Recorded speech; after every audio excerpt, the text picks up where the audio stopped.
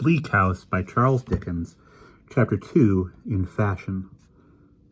It is but a glimpse of the world of fashion that we want on the same miry afternoon.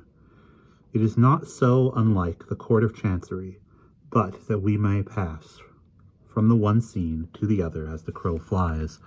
Both the world of fashion and the court of chancery are things of precedent and usage over sleeping Rip Van Winkles, who have played at strange games through a deal of thundery weather, sleeping beauties whom the night will wake one day, when all the stopped spits in the kitchen shall begin to turn prodigiously. It is not a large world, relatively even to this world of ours, which has its limits too.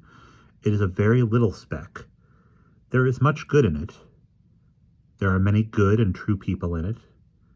It has its appointed place, but the evil of it is that it is a world wrapped up in too much jeweler's cotton and fine wool, and cannot hear the rushing of the larger worlds, and cannot see them as they circle round the sun. It is a deadened world, and its growth is sometimes unhealthy for want of air. My Lady Dedlock has returned to her house in town for a few days previous to her departure for Paris, where her ladyship intends to stay some weeks, after which her movements are uncertain. The fashionable intelligence says so, for the comfort of the Parisians, and it knows all fashionable things. To know things otherwise were to be unfashionable. My Lady Dedlock has been down at what she calls in familiar conversation her place in Lincolnshire. The waters are out in Lincolnshire. An arch of the bridge in the park has been sapped and sopped away. The adjacent low-lying ground, for half a mile in breadth, is a stagnant river with melancholy trees for islands in it, and a surface punctured all over all day long with falling rain. The view from My Lady Dedlock's own windows is alternately a lead-colored view and a view of India ink. The vases on the stone terrace in the foreground catch the rain all day, and the heavy drops fall drip, drip, drip upon the broad flagged pavement, called from old time the Ghost's Walk. All night My Lady Dedlock, who is childless, looking out in the early twilight from her boudoir at a keeper's lodge and seeing the light of a fire upon the latticed panes and smoke rising from the chimney, and a child chased by a woman running into the rain to meet the shining figure of a wrapped-up man coming through the gate, has been put quite out of temper. My Lady Dedlock says she has been bored to death.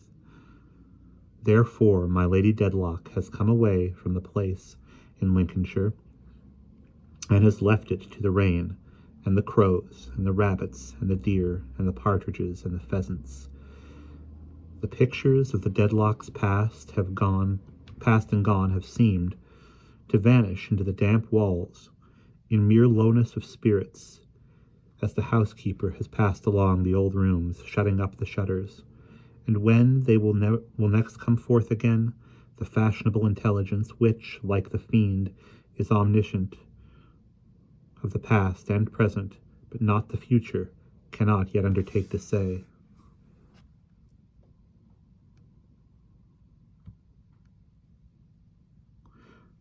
Sir Leicester Dedlock is only a baronet,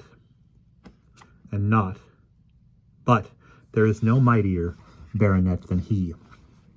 His family is as old as the hills, and infinitely more respectable. He has a general opinion that the world might get on without hills, but would be done up without Dedlocks.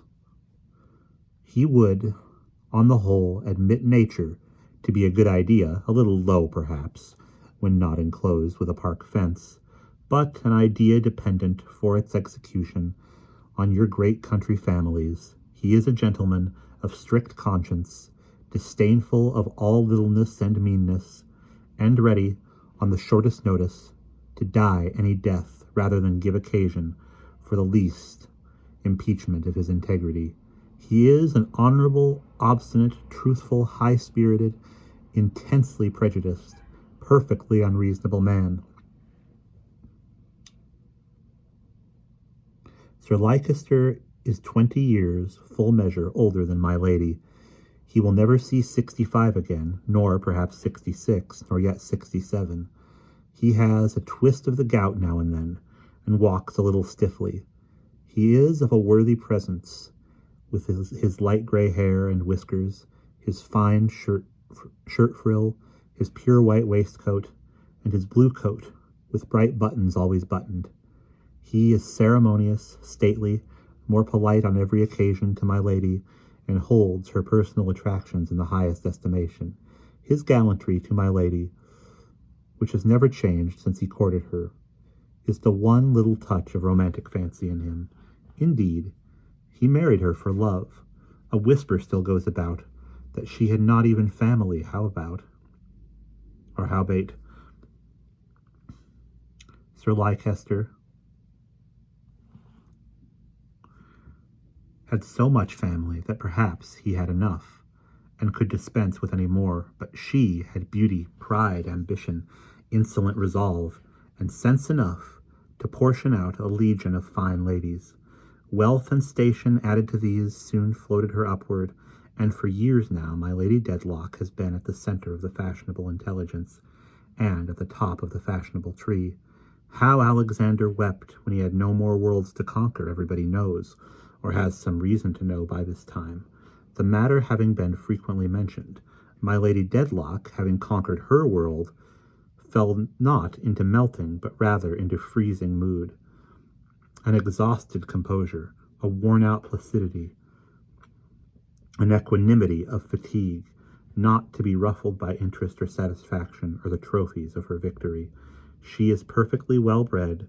If she could be translated into heaven tomorrow, she might be expected to ascend without any rapture. She has beauty still, and if it be not in its heyday, it is not yet in its autumn. She has a fine face, originally of a character that would be rather called very pretty than handsome, but improved into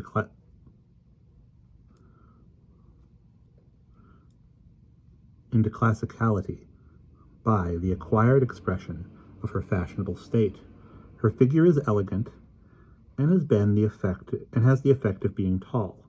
Not that she is so, but the most is made of the Honourable Bob Stables has frequently asserted upon oath of all her points. The same authority observes that she is perfectly got up, and remarks, in commendation of her hair especially, that she is the best groomed woman in the whole stud. With all her perfections on her head, my Lady Dedlock has come up from her place in Lincolnshire, hotly pursued by the fashionable intelligence, to pass a few days at her house in town previous to her departure for Paris. And at her house in town, upon this muddy, murky afternoon, presents himself an old-fashioned gentleman, attorney at law, and eke solicitor of the High Court of Chancery, and who has the honour of acting as legal adviser of the Dedlocks, and has many cast-iron boxes in his office with the name outside. Across the hall and up the stairs and along the passages and through the rooms, which are very brilliant in the season and very dismal out of it, the old gentleman is conducted by a Mercury in powder to my lady's presence. The old gentleman is rusty to look at, but is reputed to have made good thrift out of aristocratic marriage settlements and aristocratic wills, and to be very rich. He is surrounded by a mysterious halo of family confidences, of which he is known to be the silent depository. There are noble mausoleums rooted for centuries in retired glades of parks, among the growing timber and the fern, which hold fewer noble secrets than walk abroad among men shut up in the breast of Mr. Tulkinghorn. He is of what is called the old school, a phrase generally meaning any school that seems never to have been young, and wears knee breeches tied with ribbons and gaiters or stockings. One peculiarity of his black clothes and his black stockings, be they silk or worsted, is that they never shine. Mute, close, irresponsive to any glancing light. His dress is like himself. He never converses, not when professionally consulted. He never converses when not professionally consulted. He is found sometimes speechless, but quite at home, at corners of dinner tables, in great country houses, and near doors of drawing rooms, which the fashionable intelligence is eloquent, where everybody knows him, and where half the peerage stops to say, "How do you do, Mr. Tulkinghorn?" Sir Leicester Dedlock is with my lady, and is happy to see Mr. Tulkinghorn. There is an air of prescription about him, which is always agreeable to Sir Leicester. He receives it as a kind of tribute. He likes Mr. Tulkinghorn's dress. There is a kind of tribute in that, too. It is eminently respectable, and likewise, in a general way, retainer-like. It expresses, as it were, the steward of the legal mysteries, the butler of the legal cellar of the Dedlocks. Has Mr. Tulkinghorn any idea of this himself? It may be so, or it may not, but there is this remarkable circumstance to be noted in everything associated with my Lady Dedlock, as one of a class, as one of the leaders and representatives of her little world. She supposes herself to be inscrutable, being quite out of reach and ken of ordinary mortals. Yet every dim little star revolving about her, from her maid to the manager of the Italian opera, knows her weaknesses, prejudices, follies, haughtiness, and caprices, and lives upon as accurate a calculation and as nice a measure of her moral nature as her dressmaker takes of her physical proportions. In a new dress, a new custom, a new singer, a new dancer, a new form of jewelry, a new dwarf or giant, a new chapel, a new anything to be set up, there are deferential people in a dozen callings whom my Lady Dedlock suspects of nothing but prostration before her, who can tell you how to manage her as if she were a baby. "If you want to address our people, sir," say Blaze and Sparkle, the jewelers, meaning by our people Lady Dedlock and the rest, "you must remember that you are not dealing with the general public. You must hit our people in their weakest place, and their weakest place is such a place. If you want to get this print upon the tables of my high connection, sir," says Mr. Slattery, the librarian, "or if you want to secure the entertainment, to secure to this entertainment the patronage of my high connection, sir, you must leave it, if you please, to me, for I have been accustomed to study the leaders of my high connection, sir, and I may tell you without vanity that I can turn them round my finger," in which Mr. Slattery, who is an honest man, does not exaggerate at all. Therefore, while Mr. Tulkinghorn may not know what is passing in the Dedlock mind at present, it is very possible that he may. "My lady's cause has been again before the Chancellor, has it, Mr. Tulkinghorn?" says Sir Leicester, giving him his hand. "Yes, it has been on again today," Mr. Tulkinghorn replies, making one of his quiet bows to my lady, who is on a sofa near the fire, shading her face with a hand-screen. "It will be useless to ask," says my lady, with the dreariness of the place in Lincolnshire still upon her, "whether anything has been done." "Nothing that you would call anything has been done today," replied Mr. Tulkinghorn. "Nor ever will be," says my lady. Sir Leicester has no objection to an interminable chancery suit. It is a slow, expensive, British constitutional kind of thing. To be sure, he has not a vital interest in the suit in question, her part in which was only the very property my lady brought him, and he has a shadowy impression that in his name, the name of Dedlock, to be in a cause, and not in the title of that cause, in the most ridiculous accident. But he regards the Court of Chancery, even if it should involve an occasional delay of justice and a trifling amount of confusion, as a something devised in conjunction with a variety of other somethings, by the perfection of human wisdom and the eternal settlement, humanly speaking, of everything.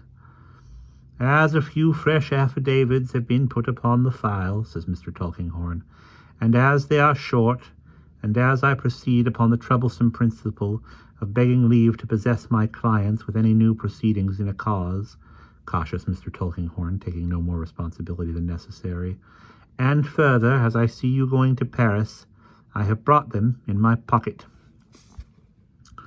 Sir Leicester was going to Paris too, by the by, but the delight of the fashionable intelligence was in his lady. Mr. Tulkinghorn takes out the papers, puts on his spectacles, and begins to read by the light of the shaded lamp. In Chancery, between John Jarndyce. My lady interrupts, requesting him to miss many of the formal honors as he can. Mr. Tulkinghorn glances over his spectacles and begins again lower down. My lady, carelessly and scornfully, abstracts her attention. Sir Leicester, in a great chair, looks at the fire and appears to have a stately liking for the legal repetitions and prolixities as ranging among the national bulwarks. It happens that the fire is hot where my lady sits, and my lady, changing her position, sees the papers on the table, looks at them nearer still, asks impulsively, "Who copied that?" Mr. Tulkinghorn stops short, surprised by my lady's animation and her unusual tone. It is what you people call law hand?" she asks, looking full at him in her careless way again and toying with her screen. "Not quite, probably," Tulkinghorn examines it as he speaks. "The legal character which it has was acquired after the original hand was formed. Why do you ask?" "Anything to vary this detestable monotony." "Oh, go on, do." Mr. Tulkinghorn reads again. The heat is greater. My lady screens her face. Sir Leicester dozes, starts up suddenly and cries, "Eh? What do you say?" I say I am afraid, says Mr. Tulkinghorn, who has risen hastily, "that Lady Dedlock is ill." "Faint," my lady murmurs, with white lips. "Only that. Don't speak to me. Ring and take me to my room." Mr. Tulkinghorn retires into another chamber. Bells ring, feet shuffle and patter. Silence ensues. Mercury at last begs Mr. Tulkinghorn to return. "Better now," quoth Sir Leicester, motioning the lawyer to sit down and read to him alone. "I have been quite alarmed. I never knew my lady swoon before, but the weather is extremely trying, and she really has been bored to death down at our place in Lincolnshire." And that is the end of Chapter 2.